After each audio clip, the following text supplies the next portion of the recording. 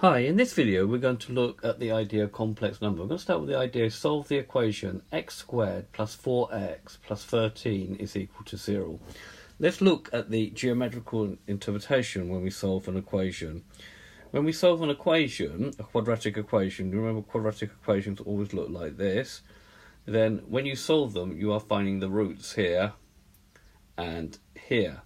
And if you remember from doing the discriminant, which is b squared minus 4ac, the discriminant will be positive and that will give you two distinct roots. Now if we move this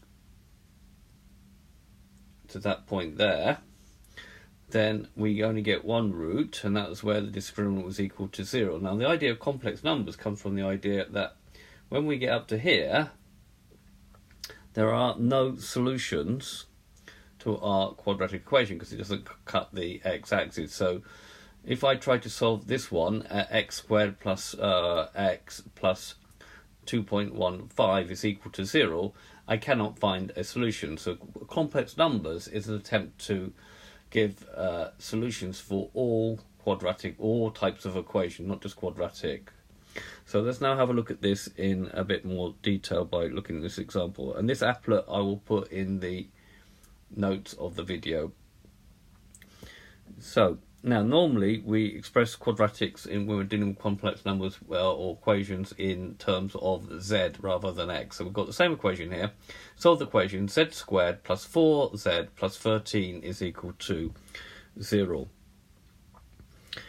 So we've got several methods of solving this. Let's just look at different methods. Method 1 is like completing the square. So if we write down the quadratic in z. Now when I write down z, I like to put a line through my z so I don't confuse it with the number 2. So we've got z squared plus 4z plus 13 is equal to 0. If I take 13 from both sides, I get z squared plus 4z is equal to minus 13. And then what I do is I look at this number here and then take half of it. Half of 4 is 2, and I now write down z. Sign here is plus, so it's plus. Half of 4 is 2. Don't write in the z and put squared here. That's still equal to minus 13. But in doing this process, I've actually added something in. So if I was to expand z plus 2 squared, you've got that z squared plus 4z plus 4. I have added 4 into the equation on this side. And we know that equations need to be balanced, therefore I need to add 4 to the right-hand side. So that gives me z plus 2 squared is equal to minus 9, minus 13 plus 4. Taking the square root on both sides, we get z plus 2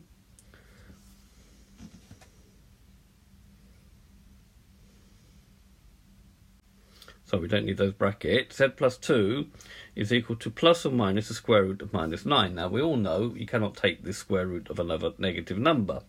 So this is what you do.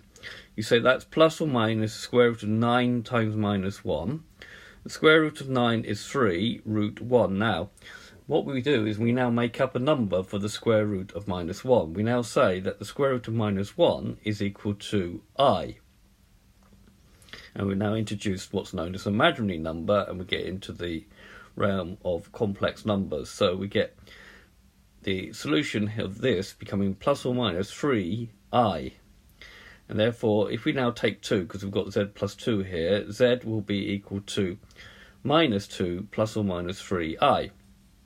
So we get our two solutions. So we get either z1 is equal to minus 2 plus or minus 3i, or z2 is equal to minus 2 minus 3i. Notice we've got the same thing here, minus 2 and 3, minus 2 and 3. What's changed is the sign in between them. And therefore we've now got we've now been able to solve this equation. We've got two solutions. Now method 2 is using the quadratic formula. So we'll just go through that. Same equation. We know that we can write that as az squared plus bz plus c is equal to 0. If we want to find z, Then we use minus b plus or minus the square root of b squared minus 4ac all over 2a. So z will be equal to b minus b, which is minus 4, plus or minus the square root of 4 squared, b squared, minus 4 times 1 times 13 over 2 times 1. So it's minus 4 plus or minus 4 squared is 16, and 4 times 13 is 52 over 2. We've got minus 4 plus or minus the square root of minus 36 over 2. So doing a similar idea as what we just did in the completing square method, but we've got plus or minus the square root of 36. That's plus or minus root 36 times minus 1, which is going to be plus or minus the square root of minus 1, and which is plus or minus 6i. Alright, because the square root of minus 1 is I. So now that comes down to 4 plus or minus 6i over all over 2. The common factor of 2 on the top, so take that out. So 2 brackets minus 2 plus or minus 3i over 2. The 2's can cancel out, and we're left with minus 2 plus or minus 3i. So either z1 is minus 2 plus 3i, or z2 is minus 2 minus 3i.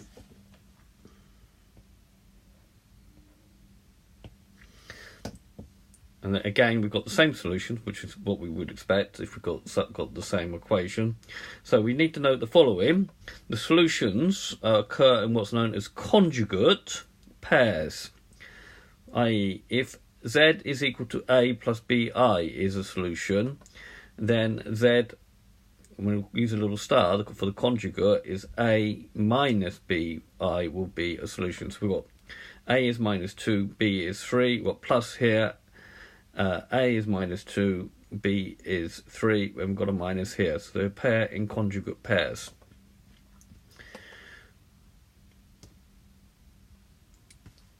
The solution can be placed onto what's known as an iodine diagram. And the reason for using an iodine diagram we will look at later, but we'll just basically explain one. So we've got two axes, a bit like a Cartesian plane.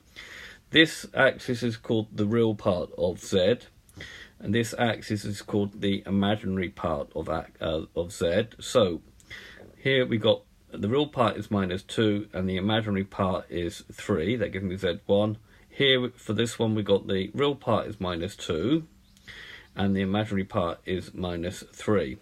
And this is known as an Argand diagram, and it's very useful for later work. So note, a complex number z has a real part, which we write as REZ, and an imaginary part, which is imaginary z. And therefore, if we got z is equal to a plus bi, the a is the real part and the b is the imaginary part.